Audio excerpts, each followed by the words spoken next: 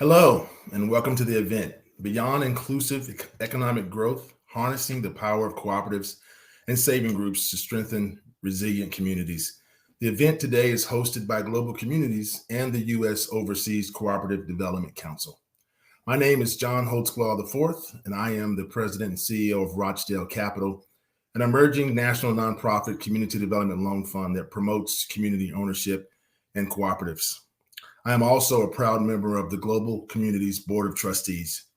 Global Communities' history is deeply rooted in the cooperative movement. The organization was created in 1952 as the foundation for cooperative housing. Over the next 30 years, the foundation used that cooperative model to help build 60,000 houses for people in need across 35 states of the United States.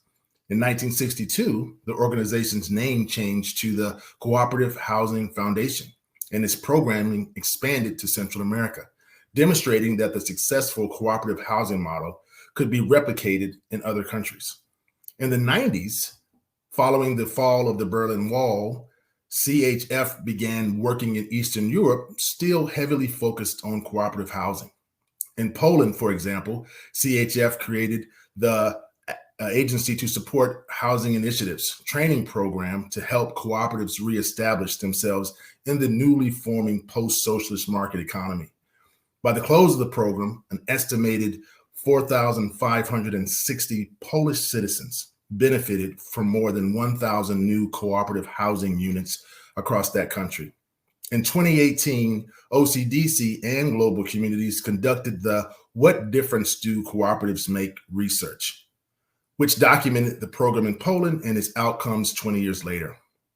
Though our name has changed to Global Communities and our work has expanded way beyond cooperative development, our commitment to partnering with communities to bring sustainable positive change remains the same. Today, Global Communities works at the intersection of humanitarian assistance, sustainable development, and financial inclusion to save lives, advance equity, and secure strong futures in approximately 30 countries around the world.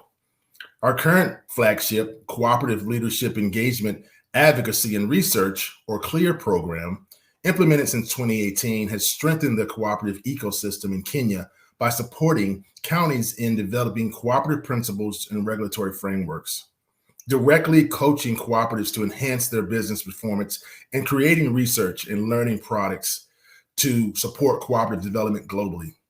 CLEAR has introduced the worker co-op model to Kenya and successfully supported the first ever worker co-ops through registration and startup. You will hear more about that program later from our panelists. As CLEAR comes to a close in December, we are very happy to share today that many of the lessons learned throughout the last 5 years. And as we all know, cooperative businesses play a vital role in advancing sustainable development goals by promoting inclusive growth, alleviating poverty, and reducing inequality. Cooperatives are also powerful partners in strengthening resilient communities. In celebration of the 2023 International Day of Cooperatives, today's event will explore the role of cooperatives in building social capital and its value in promoting individual and community resiliency. In addition to cooperatives, we will also explore the role of saving groups, drawing from Global Communities' 15-year history of implementing Women Empowered, a global initiative which promotes financial inclusion and social, economic, and political empowerment of women through community-based savings groups. During the first session, our panelists will share insights from their programs and research on social capital building. This would include a presentation of findings from studies conducted in Kenya and Guatemala as a part of the Global Communities CLEAR program. During the second session, our panelists will share personal stories of how the cooperative movement is transforming their lives, families, and communities. Following the plenary presentations and discussions, we will invite you to an informal networking session. Before I give the floor over to our moderators and our panelists, I am pleased to welcome my colleague, Paul Hazen, Executive Director of the Overseas Development Council, who will, and I might also add, a proud Rochdale Capital board member, who will also deliver short opening comments. I wish you all an informative and productive event today. Thank you. Thank you, John. Good morning and good afternoon to everyone. Welcome to our colleagues from around the world. On behalf of the U.S. Overseas Cooperative Development Council and our 10 U.S. cooperative members, it's a pleasure to co-host this event with our member global communities. The vision of OCDC and our members is a world where people in all countries have the opportunity to work together through cooperatives to create a better life for themselves and their communities. Cooperative values of self-help, self-responsibility, democracy, equality, equity, and solidarity are the foundation of our members' work as they enhance cooperatives around the world. Cooperatives are at the forefront of locally led development, building inclusive economies. Working together, OCDC members have learned some powerful lessons about creating an enabling environment for successful cooperative development. OCDC has completed research that documents that cooperative members are better off financially than people that are not members. And today we will learn about how cooperative members also build trust and social capital. To learn more about this, please visit OCDC's website at ocdc.coop and our Resource Center, a database of knowledge dedicated to cooperative development. Whether you seek to learn more about cooperatives from our latest reports or find tools for cooperative leaders and members, our curated assets are designed to fit your interests and needs. A great example of economic inclusion is the work of global communities that they've done in Kenya with worker cooperatives and youth. We will now highlight a video about this important work. Chipukizi was one of Kenya's first registered worker cooperatives. Their members are students of the Cooperative University of Kenya, and together they produce dramas, skits, and other media products for educational purposes. The cooperatives has educated many people about the cooperative model, which also creates employment opportunities for their members and sharpens their entrepreneurial skills along the way. Let's roll the video.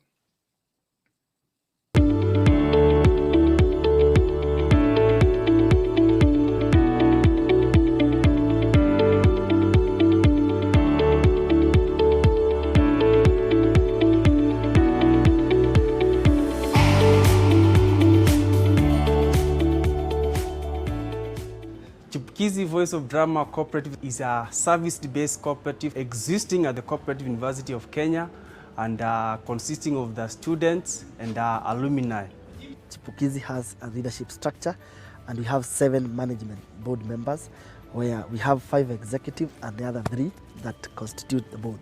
We also have a supervisory that constitutes 3 members. Our key role as members, first of all, is to abide by the bylaws of the cooperative, pay the share capital, then contribute. So for the major decisions, of course, we involve our members.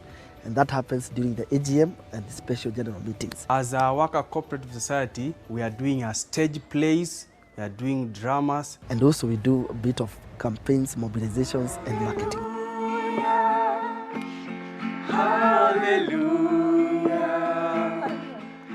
Clear program has really impacted Chipukizi Worker Cooperative. They came in during our registration process and they assisted a lot in terms of the protocols followed to register. Secondly, they have really impacted us in terms of capacity building and education. Career program has taken us through art and drama training, has taken us through entrepreneurship training, it has taken us through gender training, it has taken us through financial literacy. The key challenge that we had before we formed a cooperative is that we were just a local group. We were unable to approach an organization and tell them who we are. So it was just a small group existing at the university. And now we are a cooperative, we are formalized, our scope has been enlarged. People trust us now because we are legalized.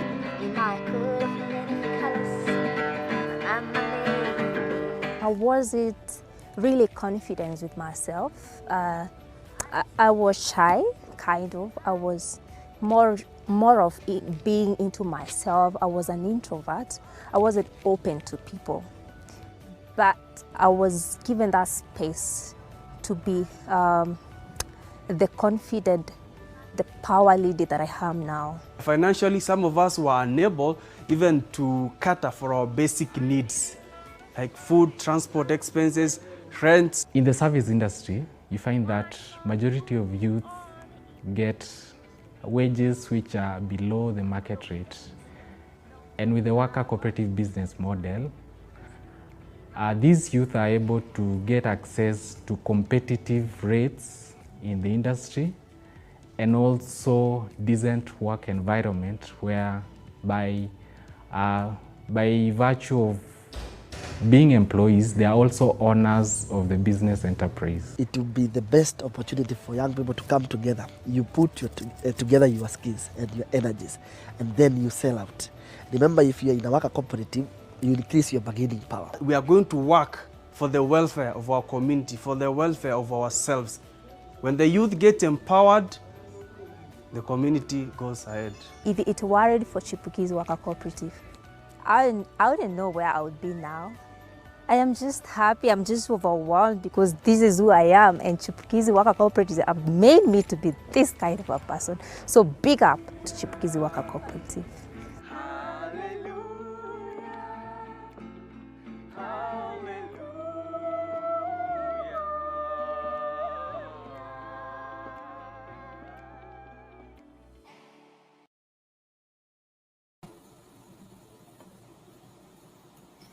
Hello, everyone. I hope you really enjoyed that video of Chipukizi. We have been working on putting together those short documentaries about several of our cooperatives, and I encourage you to check out our YouTube page. We'll put the link in the chat, which has several other videos on some of the cooperatives you'll hear from today. My name is Ashley Holst, and I am a Senior Technical Specialist of Cooperatives and Inclusive Business at Global Communities, and I currently serve as the Chief of Party of the CLEAR program. First, I want to say thank you to John and Paul for starting off with those great remarks.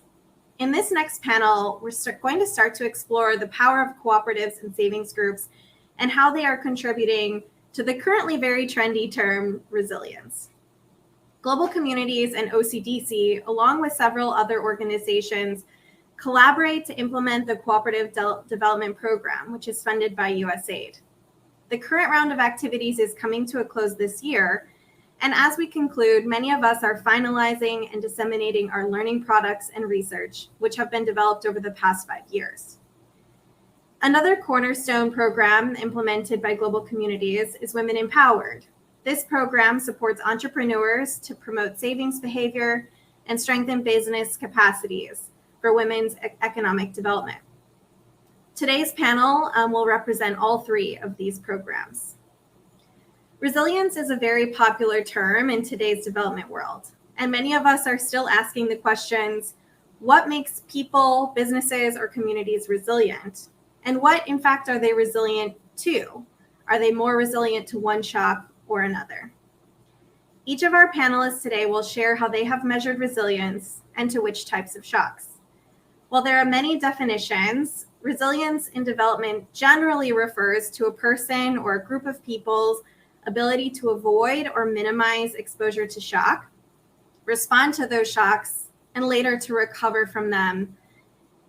In today's presentation, the panelists will share how cooperatives and savings groups have supported people and communities to be more resilient through economic stability and social capital. I'd like to introduce today's three panelists. First, we have Dr. Judith Hermanson, who is the Research Director of the International Cooperative Research Group at OCDC. Next, we have Dr. Bert Morrow, who is an Associate Professor at the Southern Birmingham College and has been supporting research with Global Communities. And we have Mr. Dennis Mello, who is our Senior Director of Gender, Positive Youth Development, and Social Inclusion at Global Communities. Welcome, panelists. Thank you. So for our first question today, I'm going to ask each of you to introduce yourself and to share from your respective research and program how you describe the role of cooperatives and savings groups in strengthening resilient communities. And I'd like to ask Judith to kick us off this morning. Thank you very much, Ashley. And Hello, greetings to everybody here today. It is such a pleasure to be with you to share some of the work of the International Cooperative Research Group, which is OCDC's learning and research arm, and which I have the honor to lead at the moment. I'm going to focus today on, there are lots of things I could talk about, but I'm going to focus today on a study that we recently completed that looked at the resilience of rural cooperatives in 5 sub-Saharan African countries. The countries were Kenya, Madagascar, Malawi, Rwanda, and Uganda. And they were selected because we actually had pre-COVID baseline data for these countries from previous work that we had done looking at cooperatives and cooperative viability through an economic lens, which is and will always remain, I believe, a very important element of people's motivations to join cooperatives. However, as you will see from what I say, the economic and the social aspects are deeply intertwined in the cooperative business model. The cooperatives in this study were all primary cooperative societies. Some, they were rural and some operating in rather remote locations. And the baseline data for the previous research was generated from an action research model and was collected during in-person gatherings of more than 100 cooperative leaders in each of the country. So the baseline represents 700 plus cooperatives across those countries. I would like here also to note, to help to put the findings that I'm going to share with you in context, that ICRG's research approach is, in addition to being rigorous and ethical and adhering to generally accepted research standards, we focus on engagement with local stakeholders and also very intentionally help to facilitate in one way or another the application of the findings. And in the first instance is that they fill a niche, that news that people can use, if you will. Our research projects share all of these characteristics, although of course the designs vary. The study that we're talking about today engaged with these cooperative leaders whom I mentioned and who had participated in the earlier study. And we used the baseline to support the analysis. The intentions were to look at the overall economic resilience of both members and the cooperative, and also to understand the strategies that were used in order to cope, or perhaps not cope, with the impacts of COVID-19, which is worth underlining. That wasn't just an individual shock, it was a community level shock that was experienced. Research questions were, what were the major challenges faced? What are the strategies and strengths employed? And what was the relationship to cooperative business resilience during this hardship? We had a sample of 30 cooperatives. They were the participants were cooperative leaders. We used a survey and focus groups, and we analyzed the data through descriptive statistics and qualitative questions. Spoiler alert, and is what we found was a good mix of economic resilience, with cooperatives continuing to function despite the very difficult circumstances they were facing, restricted mobility, etc. Getting product to market for these cooperatives was huge. We found variability in the revenue strengths, a much more complex picture with respect to resilience itself, strongly related to service to community and members. There was an upsurge in membership of co-ops, and many co-ops provided additional services such as PPE, food, transport to members and the larger community, and in that sense, modeling the cooperative values. A consensus among the cooperative leaders participating in the study was that social capital, meaning trust, sense of community, and support network, were at the core of their ability to operate during this grim period for them. I'll put the link, or we will put the link for the full study in the chat. And I do thank you all very much for the opportunity to be here with you today. Thank you. Thanks so much, Judith. We will definitely want to dive in a little more in just a few minutes to those different types of non-economic social indicators. Bert, I'd love to hand it to you next to hear about your research, which dovetails nicely from what Judith was just sharing. And if you can answer the first question as well, in regards to the role of cooperatives and savings groups for community resilience. Thanks so much. Good morning, Ashley, and to all of our viewers. Thank you for having me on the panel this morning. I'm looking forward to our discussions, in particular, our research project that took place this past year in Guatemala. A cooperative is an organization formed by a group of individuals who believe they can accomplish objectives working together that they cannot accomplish working independently. So what are these objectives? We typically think of these objectives in economic terms. How could we be better off financially or economically through our participation in a cooperative? But we found that members of cooperatives also have social objectives that they want to try to accomplish. So my initial research in this area began with Global Communities back in 2013 in Uganda, where our research question was, what factors motivate potential members to join a newly formed cooperative? And we had a pilot study where we looked at measured the potential economic objectives. And then we had sort of almost a throwaway question about social objectives. And what we found in the pilot study was the potential social objectives were far more important to the interest of new members to join a new cooperative than the economic objectives. So we spent a lot of time after that trying to better understand what these social objectives might be. And trying to understand that, we came across a research article by a group of scholars at University of Amsterdam, and I'll just read a brief quote from it. Social capital refers to the idea that there is value in our social fabric.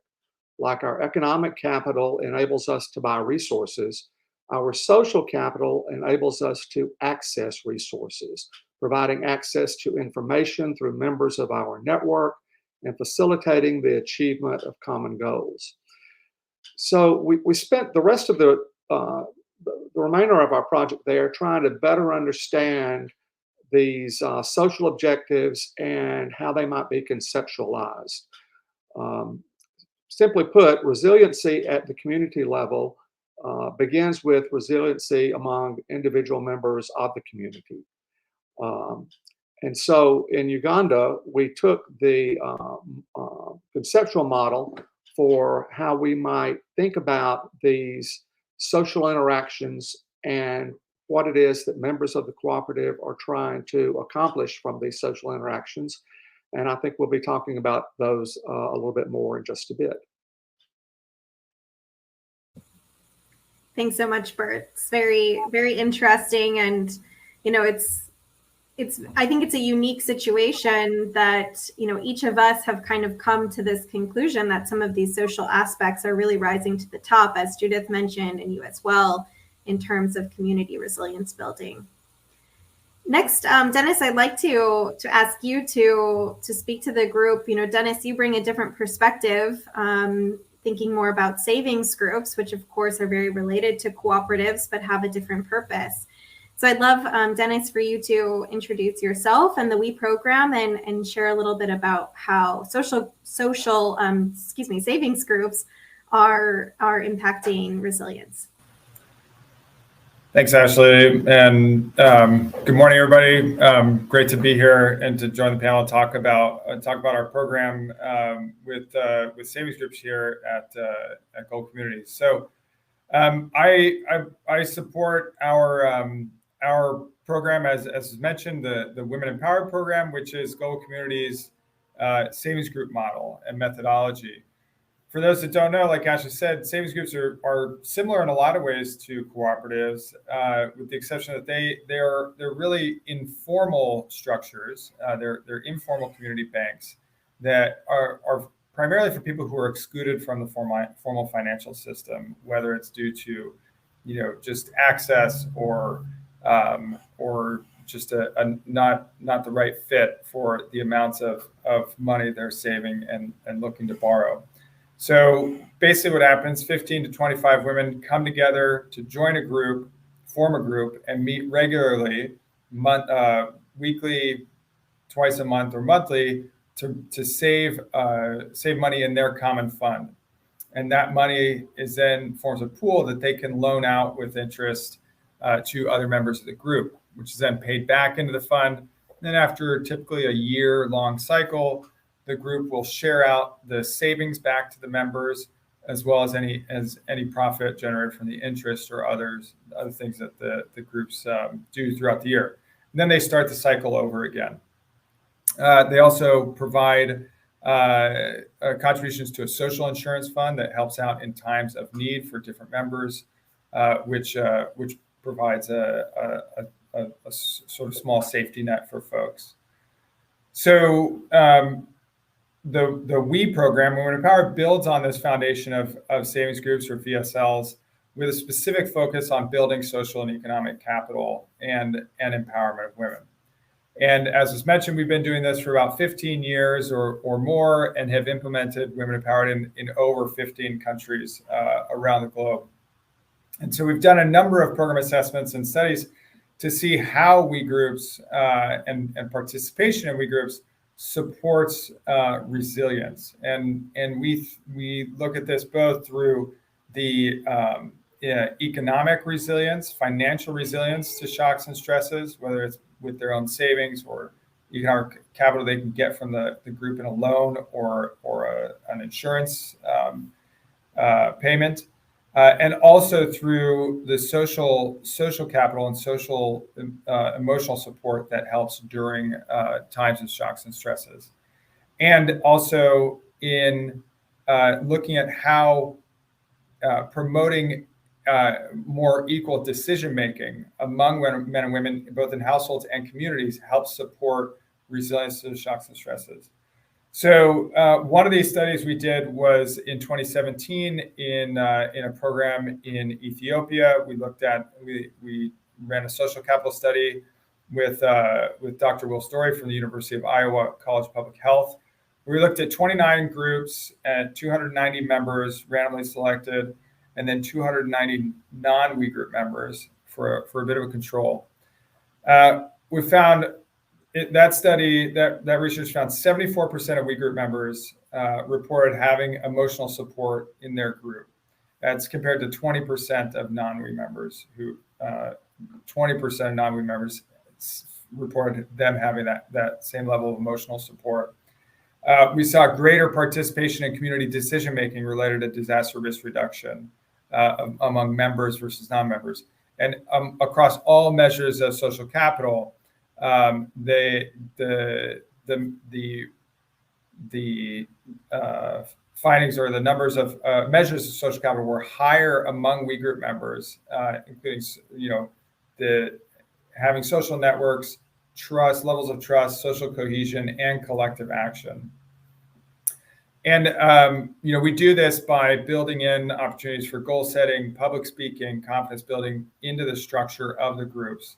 And we have also looked at how this played out in some program studies that we've done. One of which was in Tanzania, where we found the results showed one of the big impacts was that the members all had a common purpose. They all had a common purpose of economic growth to start. But then 90% of members reported having created new social connections in their group. And 50% of the members said their group worked together to change things in their community, so that collective action. So we have a lot more by way of anecdotal evidence, but these are just two of the studies or two of the assessments we've done that point to some of the ways in which participation in WE savings groups supports the members and their community's ability to be more resilient to shocks and stresses. Thanks so much, Dennis. I have a few questions to kick us off in the discussion. However, I want to remind all of our participants today, if you have a question for the panelists, please do put it in the chat and we'll be able to draw a question or two from there. Dennis, I'd actually like to start off with you. I think one of the pieces that I have really appreciated in our work at Global Communities is how much we do value these types of program learning and research that you were just describing. And I'm wondering if you can tell us a little bit more about how the WE program has been incorporating all of this research and learning back into the program design to make sure that the savings groups themselves are most impactful. Yeah, that's a great question. And so, one of the things that we've tried to, we always try to do from the program learnings, the assessments, and the research that we do is to feed that back into adjustments and new offerings as part of the curriculum that's offered to our WE groups. So we found that just like in cooperatives, that management and that personal interaction among group members is so key to the strong functioning and the longevity of the group. So a lot of the members don't have opportunities to practice a lot of those skills outside, or have opportunities to learn strategies for learning these skills outside of in their day-to-day lives. So we incorporated about 5-6+ years ago, we began to incorporate life skill training into the groups, into the curriculum, supporting group members to basically build their communication skills, problem-solving, decision-making, time and stress management, all of which help those groups to operate better on a day-to-day basis, to better resolve conflicts as they come up in the group or disagreements, but also, especially important during those times of shocks and stress when tensions are high and they can really use those skills not only in their groups but in their lives outside of the groups. So that's just a small example of how we've tried to incorporate those learnings. Thanks so much. It's always great when a program, and the donor is willing to allow us to have these types of learning opportunities within our program design and have the grace to adapt our programming as we're learning. Bert, I'd love to ask you next to return to your conversation about the different types of social relationships that you were looking at in Uganda and in Guatemala. Can you share a little bit more with us about those bonding, bridging, and linking relationships? And I'm curious if any one of them really came out on top in terms of building resilience. Yeah, actually, of course. Thank you for the question. We went to Guatemala with the building on our findings from Uganda with the notion that individuals are linked together via their bonding and bridging sources of social capital. So bonding and bridging, I'll talk about a little bit more in just a moment. And those who have these sources of bonding and bridging social capital should be more resilient than those who don't have linkages to these resources. In other words, for individuals to demonstrate resiliency, they need to be linked to other individuals or institutions that can be sources of bonding and bridging social capital. Now, what are these sources? Bonding networks are horizontal in nature in that they occur among those who are on the same level. So for an individual, that would refer to people that they perceive as being similar to themselves. Typically, they're friends and family. So these bonding networks that can develop among these individuals at the same level, there has two dimensions. There's emotional support, which refers to when do I have contacts, friends or family, that can provide me with emotional support and help me feel better when I'm sad or upset, would encourage me during difficult times, someone who I felt like was there to care for me. So this is an emotional support dimension that can help people. The second dimension of bonding networks is what we viewed as tangible support. So something more than just emotional, something, some sort of real, tangible type of support. For example, we ask about, do you have access to someone who might could help you look after your house or your animals if you had to be away?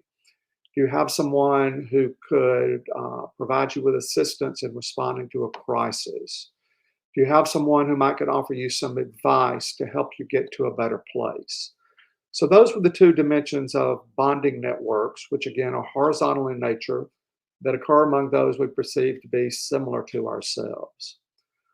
Bridging networks, on the other hand, are vertical in nature and serve to link us to others who we perceive as being different from ourselves. In other words, they have something that we need that we don't have. So this suggests that from our social interactions, we demonstrate other people who maybe provide us with these resources that we need but do not have. We conceptualize these bridging networks as in four ways. Access to housing. Something happens and I've lost my home. Have I got someone who could provide me with access to safe housing? I've had a financial catastrophe or some other sort of catastrophe that's depleted my financial resources. Do I have someone who I know who could provide me with access to financial resources? Transportation resources was a third source of bridging social capital that we looked at. I no longer have access to my means of transportation. Do I have someone that I know who I think could help me solve this problem? And then finally, the fourth dimension was healthcare resources. I no longer have access to my typical or my normal healthcare provider. Do I know someone who could help me with that? Our findings from Uganda are that emotional support among the two bonding sources of social capital was statistically significant and had a positive effect on resiliency, along with housing support and financial resources and healthcare resources. So those were the key ones that we found that were the sources of bonding and bridging social capital that seemed to be most important among those who were in our study in Guatemala. Thanks, Bert. Really, really interesting. So Judith, I've very strategically decided to ask you this question last before we go to the audience. You and our other panelists have all mentioned trust and social capital as some of these key, like, non-economic outcomes, really in all three studies. But I think all of us can agree that those are really difficult indicators to operationalize and to measure. So I'm hoping you can share a little bit with us about how you in your research have been defining those indicators and measuring them. Oh, and Judith, you're on mute. Sorry.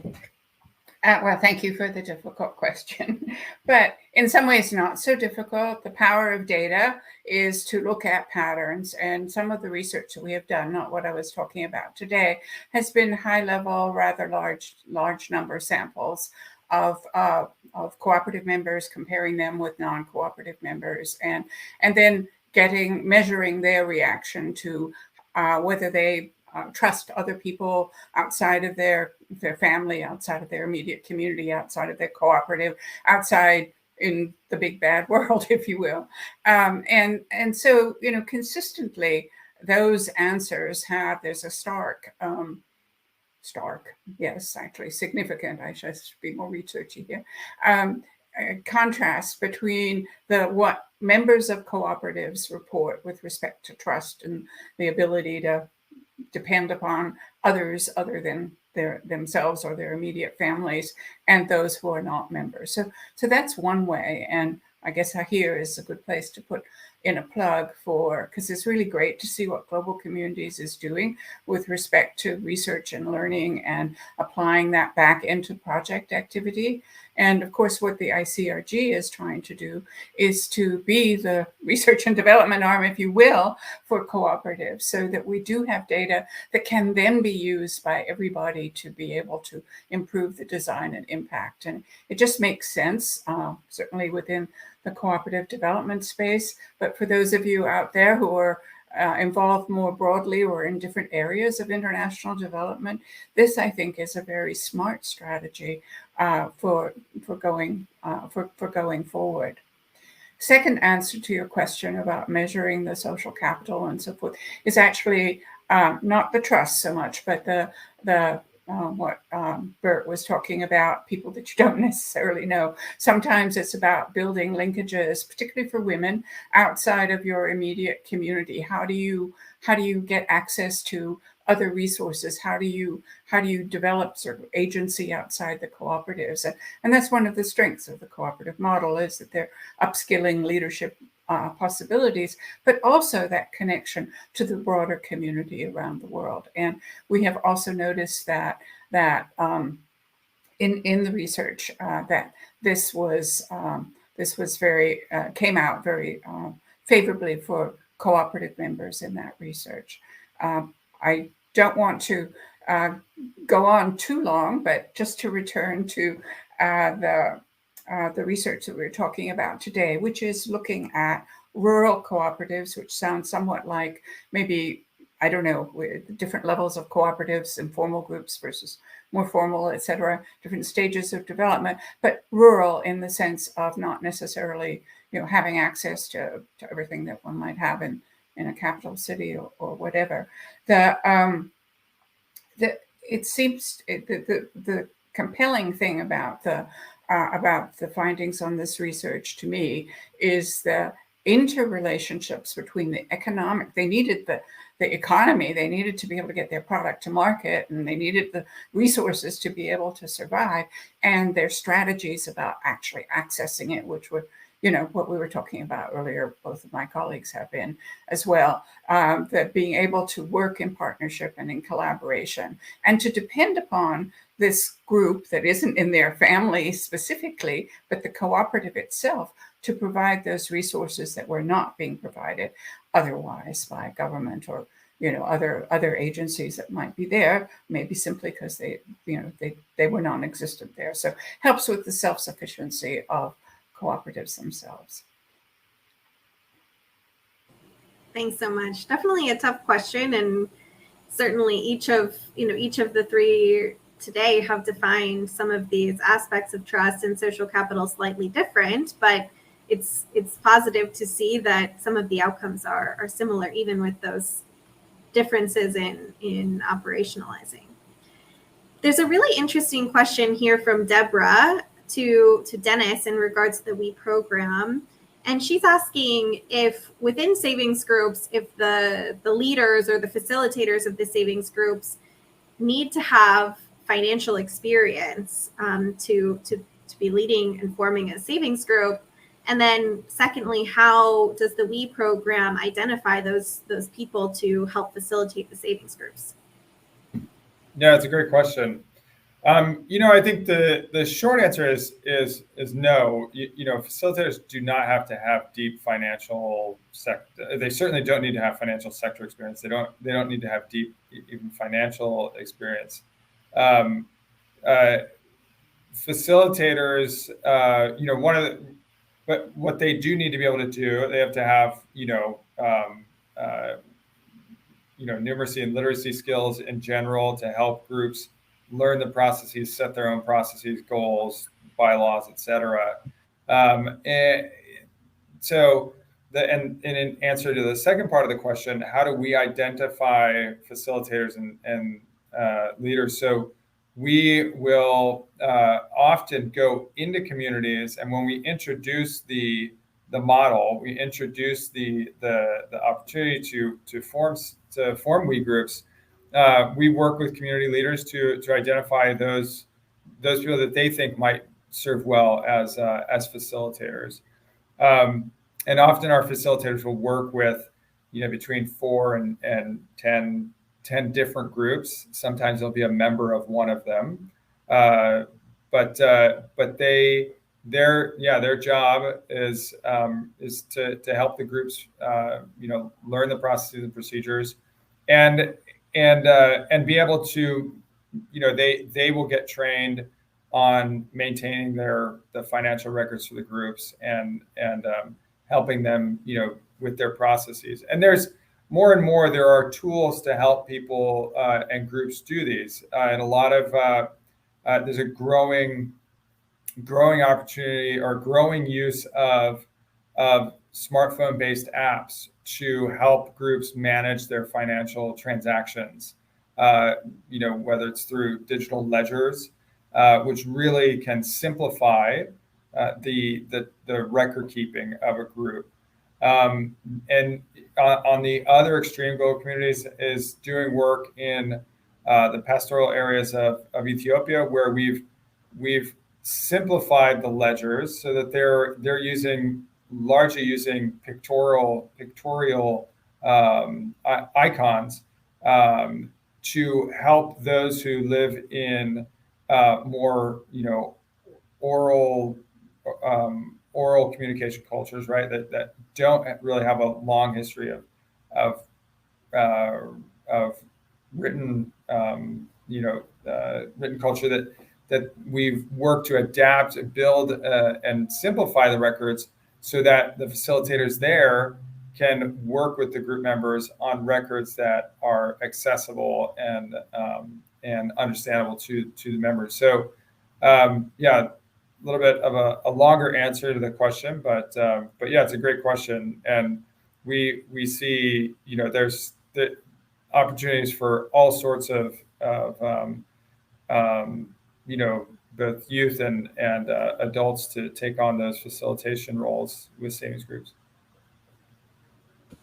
Thanks, Dennis. There's one last question to wrap up our first panel here that I think we can really open up to all of our panelists. Although, Judith, it's asked here for you, especially in your research. But Filippo has asked here about, based on the research, what are the success factors for cooperatives? What are the aspects, and savings groups, what are the aspects, whether it be structural or cultural, that a cooperative can incorporate to help build social capital and community resilience? So I'll open that up to everyone, but Judith, if you want to take it first, please do. You're on mute. Judith, sorry. Judith, you're on mute. Thank you. I was saying that there's another great question, and thank you for that. The success factors for cooperatives, often cooperatives are measured by a macroeconomic, or how they contribute to the economy, etc. The approach we have taken primarily is looking at the member perspective. What it is that, because they're the founders, they're the governors, if you will, they're the reason that the co-op exists. And so we look at the measures of satisfaction of membership. Just in brief, I could go in more detail on that, but since we are limited in time. The question also about the framework and the governing, it is, we say cooperatives, and it's covers a whole bunch of different levels and types and so forth. And at the highest level, certainly we think that they are bound by we like to see them being bound by the same kind of values and commitment to collective action. But it varies from country to country how they're regulated, and that can also have an impact. The cooperatives that I was talking about in the study that I was mentioning earlier were all formal cooperatives, and they were across a range of value chains and sectors. I'll stop there to allow the others time to comment as well. Thank you. Bert, Dennis? I'll take that. We found through our research in Uganda that cooperatives needed to provide opportunities for their members to get together for reasons that have nothing to do with the business of the cooperative. For example, the cooperative that we formed in Uganda offered opportunities for members who were interested in acting to join together and practice and put together small plays and those sorts of things. So that's just one example of how cooperatives could facilitate opportunities for their members to get together for a more like a social basis. Thanks so much, Bert. Dennis, can I give you 30 seconds? I think, I would just say, like Bert says, we see success in meet groups when people come together and can create a shared vision for where they want their group to go, whether it's an economic goal or a social goal that they come up with. But that's where we find a lot of groups have a lot of success when they come together around a set of common goals or values that helps them stick together and move forward. Thank you so much. And thank you to all of you for joining us this morning on the panel. This has been a really great conversation, and I hope that each of you, as we move into the next panel, will engage in the comment section. I know there's a few more questions for each of you there. So now, as we conclude this panel, I'd like to introduce my fellow CLEAR colleague, Mike Kipieno, who's going to be moderating our next panel with several cooperative leaders from Kenya.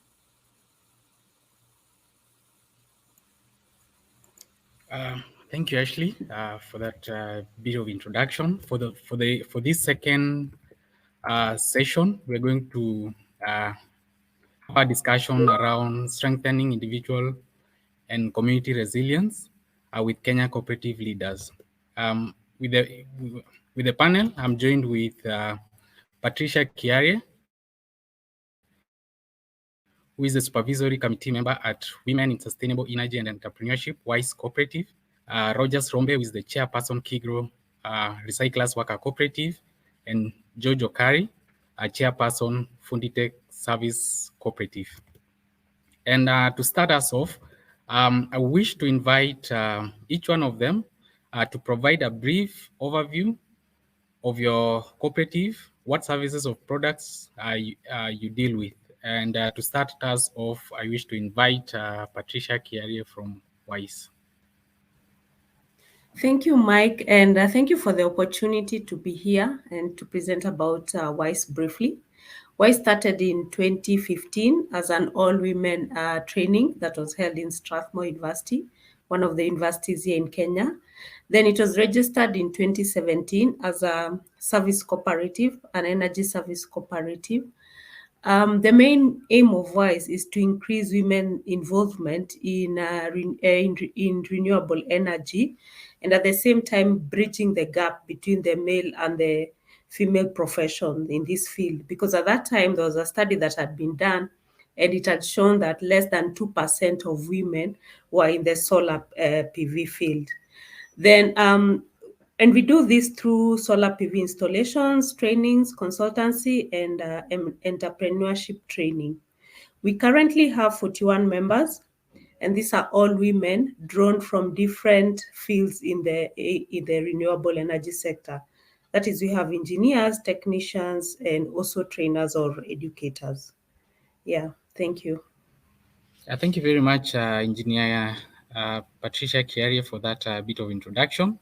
You can see that the emergence of women-owned worker cooperative in the renewable energy sector is powerful and transformative development. Historically, we can all attest that engineering space has been predominantly dominated by the male representation, perpetuating the gender disparities and limiting opportunities for women in the engineers and technicians within that space. And indeed, WISE is a unique worker cooperative within that space. Secondly, I wish to invite Rogers Rombe, Chairperson, Kigro Recyclers, to give us a brief overview of what you do. Rogers, over to you.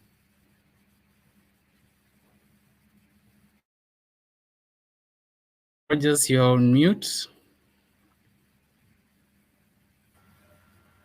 Thank you so much, Mike, once again, and thank you everyone that has joined. My name is Rogers Rombe. I am here to represent Kigro Recyclers Worker Cooperative. Kigro Recyclers is a youth-led worker cooperative based in Nairobi, Kenya. It engages in solid waste management and recycling. And in the recent past, our cooperative has evolved organically, from previously using hand cut, and now we own a truck to assist us in handling and transportation of the solid waste. Our cooperative has attained significant success in uplifting and protecting the livelihood of its members. Kigro Recyclers aims at establishing itself as a self-sustaining social enterprise focused on sustainable waste management and strategic partnership with stakeholders in the solid waste management ecosystem. Initially, we focused on solid waste management, but Kigro Recyclers has since diversified our activities to offer commercial and home activities, general cleaning services, lawn care, among others. We also engage in sorting and transportation of our recycled products to the end recyclers. Thank you.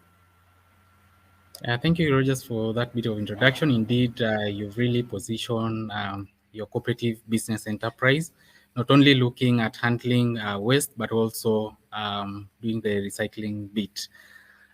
Next is George Okari from Funditech Service Cooperative. Over to you, George, for a brief overview of what you do.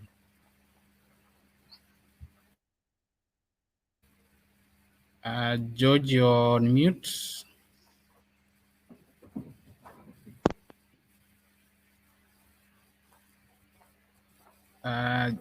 George, looks like we can't.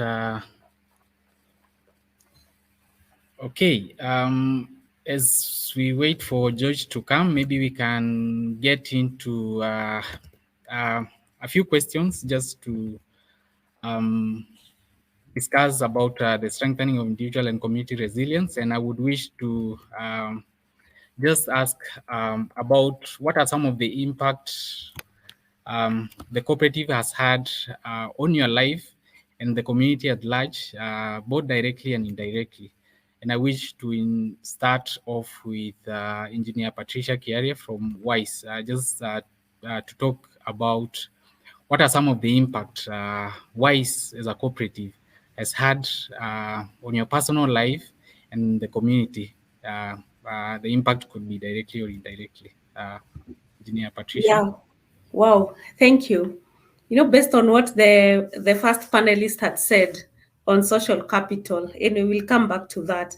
But WISE has really been tremendous in my professional life. It has helped me to gain the confidence and even the professional skills required in this male-dominated field. And I can attest that, I was the first woman to be professionally registered in my organization, which were it not for WISE, it would have been a bit hard. Then second, for the community, we've already installed over 160 solar PV systems in marginalized areas of the country. And this is in educational and also in health services. And Mike, it's really interesting when you go to these, you go to remote schools that have never had electricity, and you're giving them those 6 bulbs that they will use or will be used by their the people who are about to do exam, and the excitement will make you leave Nairobi. So that's also an impact we've had with the community, and also self-fulfillment. Then we've trained also over 1,000 women in solar PV systems, in solar powered irrigation systems, And we have a very interesting program that is empowered entrepreneurship training, where we've trained over 70 women, and also STEM, where we go to schools to encourage them to just do STEM subjects. These are the sciences. Yeah. And also maybe to just add something else, very important. Our members have also been able to get awards. And this is, we had a member who got an award of 40 under 40 women, and also Women in Energy Award. And 10 also of our members have been licensed at Solar PV. So I would go on the impact of WISE, but let me leave it there for my colleagues. Yeah, thank you. Thank you very much, Patricia. Those are fantastic examples of some of the impact being in a cooperative has had. You've given your personal life, and also those of other members, and also the community at large, talking about installing 160 solar PVs, training, and also even the different awards that some of your members have been able to get. Maybe also I can ask the same questions to Rogers Rombe from Kigro Recyclers on what are some of the impact the cooperative has had on your personal life, given the unique space that you're working in, and also looking at the community that you operate within. Rogers. Thank you, Mike. Wow, I can say the impact that the worker cooperative model has brought to my personal life is transformative, to say the least. Because, you know, in our line of work, we do the waste management, and there's a certain way that society views people in this sector, if you know what I mean. But on a personal level, the cooperative has offered me a sense of purpose and fulfillment that I have never experienced in traditional workspaces, even before we transitioned into becoming a worker cooperative. The collaborative atmosphere, shared responsibilities, and even the other panelists talked about the aspect of the social capital, and the knowledge that my contributions directly affect our success have given me a deep sense of satisfaction. This has translated into improved mental well-being, and the members of our cooperative, and a more positive outlook towards life. Because before we started it, some of the youths that we have even were involved in very bad activities, like vices like crime in the society. And in the community, the cooperative has also been a beacon of resilience and inclusivity. By creating job opportunities and fostering skill development, we have empowered individuals, youth, and women who might have otherwise faced a lot of barriers to employment, considering our situation in our country. This has had a ripple effect, enhancing the overall socioeconomic landscape of the members. Our commitment to community engagement and socially responsible practices has inspired others to take similar actions by creating a ripple effect of positive change that extends far much beyond the cooperative immediate operations. Thank you.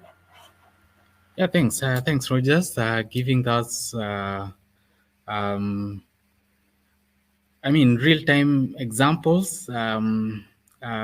Majority of your members being youth, and also having that opportunity to work and have sort of a regular income, and moving away from the vices that initially they were doing. You can see some of those positive impact from those examples. George, I can see you've joined us. You can try and mute and maybe just give us an overview of what Funditech does.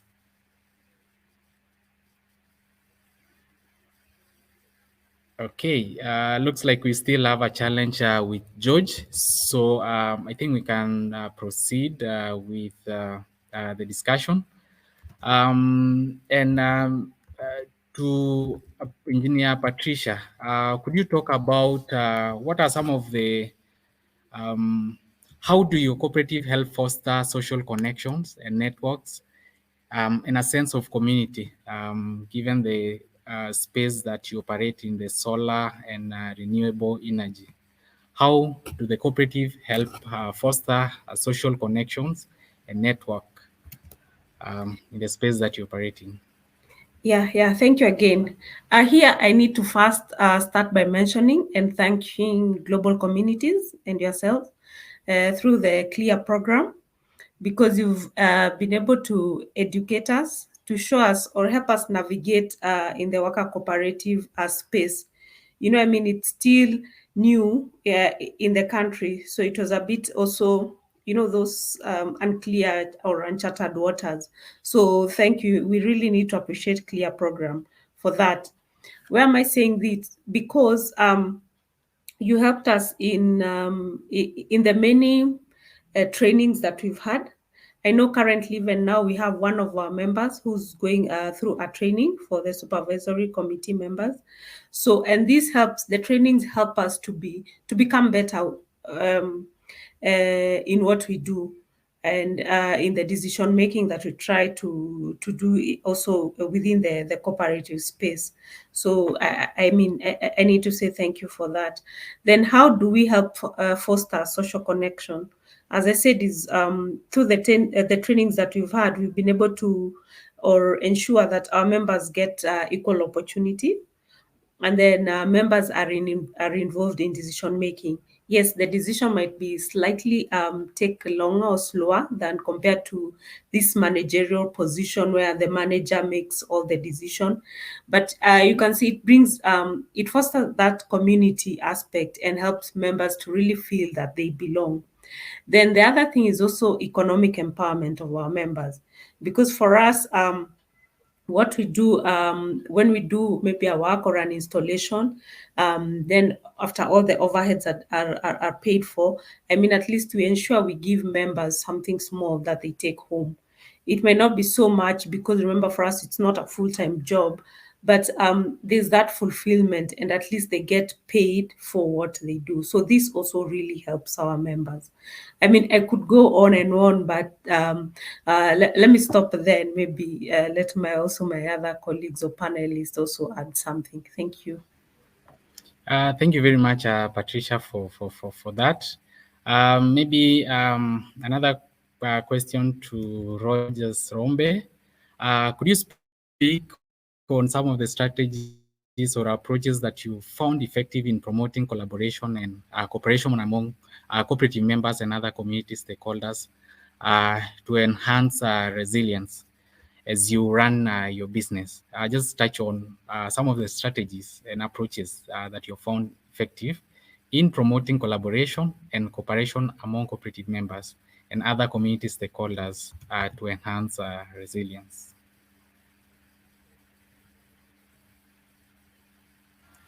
Thank you so much, Mike, for that question.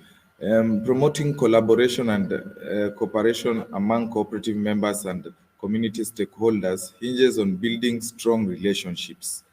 We've found that actively engaging in joint projects or initiatives with local organizations and businesses creates a sense of interdependence and shared purpose among our members in our cooperative.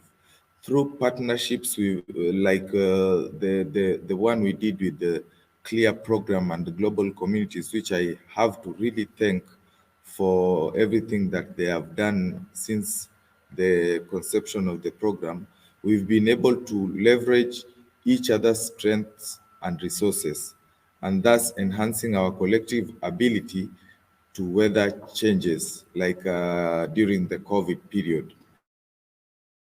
Additionally, workshops and skill sharing sessions with community members have also further solidified our bonds and contributed to more resilient networks within and outside our cooperative and our society. Thank you. Thank you very much, Rogers, and even pointing out to also the collaborative activities that we've together worked as a program, and also the linkages that you've been able to get, and also enhancing that towards ensuring that you're able to enhance resilience within your business operation. The last question to wrap up our discussion today, I wish to ask is, does participation in the cooperative make you feel more prepared for emergencies or unexpected setbacks? If so, how? And has the cooperative helped you to overcome any major life challenges? Making reference as an example to what we just came out from the COVID-19 pandemic as an example, and just giving that perspective. Does participation in the cooperative make you feel more prepared for emergencies or unexpected setbacks? And if so, how? And has the cooperative helped you to overcome any major life challenges? And I wish to maybe perhaps start with Rogers this time round. Thank you, Mike. And absolutely, participating in the worker cooperative model has significantly enhanced my preparedness for emergencies and unexpected challenges. You have just talked about the COVID-19 pandemic, which was very, very bad, to say the least, because it hit, I think globally it was very bad socio-economically. And through our cooperative structure, we've established robust communication channels and contingency plans that empower us to respond swiftly and effectively when crisis occurs. This level of coordination and shared responsibility has given me and us as a group a sense of security and confidence among ourselves, knowing that I'm part of a community and a cooperative that can adapt and support each other when times of need occur. Moreover, our cooperative has indeed helped me overcome a major life challenge. A few years ago, I faced a sudden health issue that required significant time off. Thanks to the support and understanding of my fellow cooperative members, I was able to take the necessary time to recover without worrying about how the business will go or about job security or any financial strain. The willingness of my colleagues to collaborate and distribute tasks during my absence has not only eased my recovery, but also reinforced my belief in the strength of cooperation and our cooperative bonds. Thank you. Fantastic. We can really, you really put it vivid in terms of being in a setup of a worker cooperative and how that has made you rather be prepared for emergencies. Could we also hear the perspective of WISE in terms of does participation in the cooperative make you feel more prepared for emergencies or unexpected setbacks? And if so, has the cooperative helped you to overcome any major challenges? Yes. Yeah, thank you, Mike. I would broadly say yes, indeed. And this is through social capital. As the first panelists have said, it's, I think for us, maybe also being women, it's a key aspect of our cooperative. I mean, that sense of belonging just makes you to be able to, or gives you the confidence to go outside there and do whatever work you're meant to do. Then secondly, there's also just the general support. This is maybe when somebody's relative dies or they have an illness, you come forth and just be with them. But a key one is professional networking, professional recommendation and professional networking. As I said, we are all women in one male-dominated field. Then second, we are all in the renewable sphere or renewable energy sector. So we are able to maybe if you hear something, there's I don't know, there's a forum or whatever, you're able to pass this information to your fellow colleagues in the cooperative, and this helps them or helps both of you to just, you know, when you uplift each other, you're just going slowly up. And another thing is business networking. We have some of our members who have their own businesses. So by being there, they're also able to just network and or we help each other in getting businesses. Yeah, then in terms of life, maybe a major challenge, as I said, my biggest one professionally was getting registered as a professional engineer. And this is in the electrical discipline. We know there are very few women. So I was honored to be one of them. And this is through all these women who supported me, and we've supported each other. So now we are having more of our women also getting registered as professional engineers. Maybe the other audience will be like, why is this important? We know in Kenya and our system, to be able to practice as an engineer, once you have your professional license, it becomes very easy. And now the sky becomes your limit. Yeah, thank you. Fantastic. Looking at how really the worker cooperative model has given opportunities to your members to even get, or rather have your space in the male-dominated space. And we can see the power of coming together and building onto the synergies. So I wish to, there's a question from the audience asking that do these cooperatives provide services for non-members, and what is the motivation for members to join cooperatives? But Engineer Patricia, maybe you can answer that. Do these cooperatives provide services for non-members, and what is the motivation for members to join the cooperative? Thank you. Yeah, that's an important question. Let me start with the second one. What is the motivation for members joining this cooperative? As I said, for us, one, it's being women and being in just this renewable energy field. We said why started as after some women went through a women's only training in solar PV. So the question was, with all this knowledge and, you know, bringing women together, do they just let it go away, or do they come together and try and see what can come out of it? Then they didn't know they wanted to be to be a cooperative, but somehow along the way, this felt like being a worker cooperative to be the ideal thing to do. So it's just that need or the desire to come together, people with a common interest, I would say that. Then do we give our services to non-members? Yes, we said as being a service cooperative in the renewable energy fields, we do like the energy audits, the solar PV installations, the consultancy. We give those services to whoever wants them or needs them. Yeah.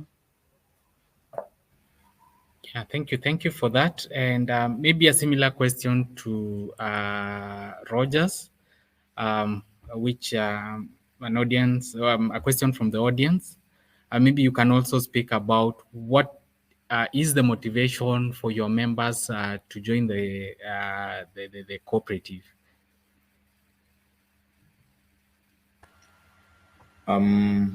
First of all, I can say our biggest motivation for joining is job security, because currently in our country, unemployment is a real massacre for the youth.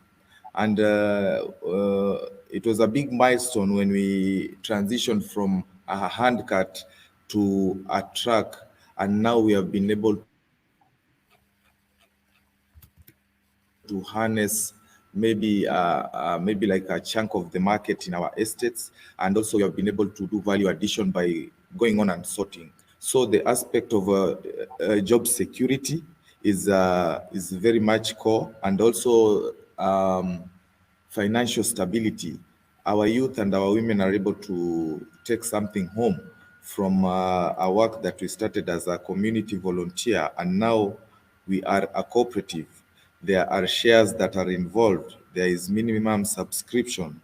So you see, the aspect of just even having our job for the youths in our area is a big achievement for us as a cooperative. I hope I've said something. Yeah, thank you very much, Rogers. Maybe also as we try and check whether we can now be joined. George, I can see now we can hear you. Maybe you can just give us a brief overview of what you do as a cooperative, and just what you do and the composition of your membership. Over to you. Thank you so much, Mike. It's been a bit difficult, and I'm in the middle of somewhere that network is a bit of a challenge, but I'm happy to at least say one or two things. Funditech is a worker cooperative that was transformed from an association that was initially called Mwaka. Mwaka is Mafundi wa Kenya Association. So our transition has made such a difference because initially fundis and technicians used to operate on their own as individuals, going to the hoarded sites to look for jobs. But when we came up with the Funditech Service Cooperative, we've been able to put the technicians and fundis together so that instead of them going to look for jobs on the hoarded sites, we are able now as a group that is legally registered by the government agencies to be able now to get the jobs as a legal entity vis-a-vis the individual members who have been trying to do it on their own. I can quickly confirm that from 2017, when we are officially registered by the Ministry of the Cooperatives, we have been able to push projects that are worth of, I would say, between 10 to about 15 million Kenya shillings, which individually we could not be able to handle as individuals. We have 27 members, and we have very many other people who are at the fence wanting to come on board because of the doubting Thomases. But I can assure you that worker cooperative is the only way that unemployment in Kenya can easily be fixed, because it brings services together to be directly be offered to the client vis-a-vis going to the clients through brokers. Let that be my brief because I was late. Thank you so much, Mike. Thank you very much, George, for that a bit of an overview of what Funditech. I think you've touched on some of the questions that we were discussing, and apologies for the technology, the hitches that you experienced.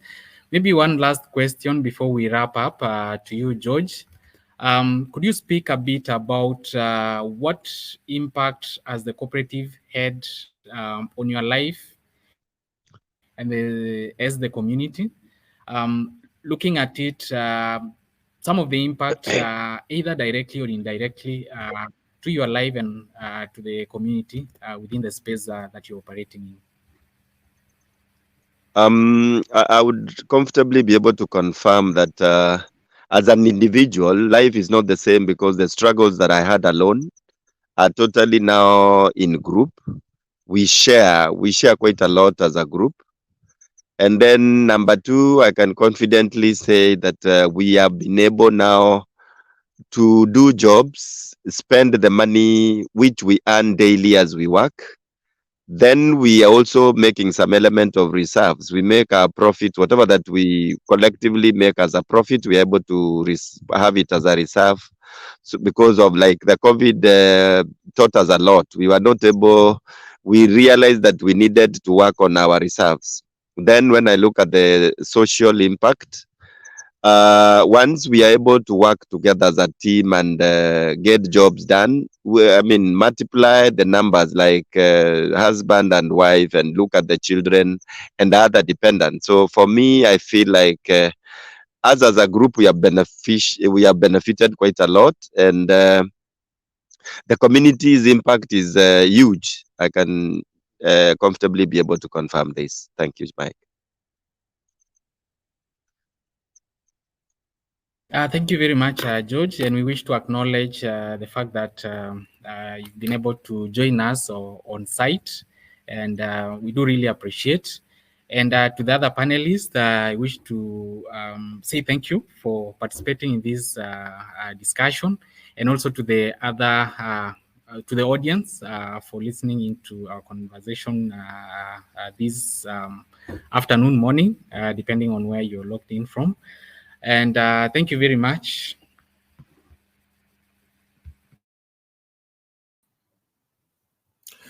Hello again. First and foremost, I want to thank all the moderators and the panelists for the informative presentations and discussions today. I think that George personally defined resilience for us and his resiliency to get communications and back on. And so I'm so glad he was able to communicate with us and talk about the cooperative for which he's a member of. I think that you can agree with me, if you didn't know what a cooperative or a savings group was before, that you can see now not only the economic, but also the personal and emotional benefits that cooperatives bring to communities all around the world. So if you didn't know that before, I hope that everyone will walk away from this webinar feeling like I do, that it's more than just money that cooperatives bring to the table. And then last, I'd like to invite participants for the networking session that we have, informal speed networking session, as we're calling it. So to join the event, please click the networking icon on the left side of your screen. Once you're there, you will be randomly paired with another event participant for a one-on-one conversation. On the top side of the screen, you will see a timer countdown. When that time expires, the meeting will end and you will be paired with another participant unless you manually extend your meeting with the previous participant by clicking the extend button.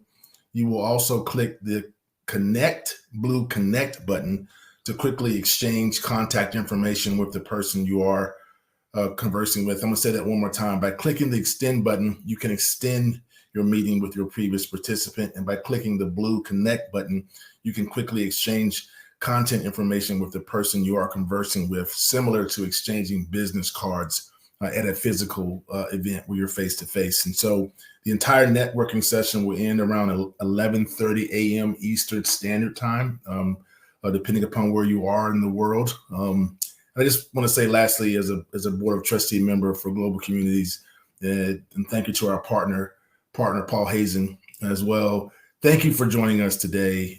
We wish you fruitful conversations moving forward, no matter where you are in the world. Go Co-op.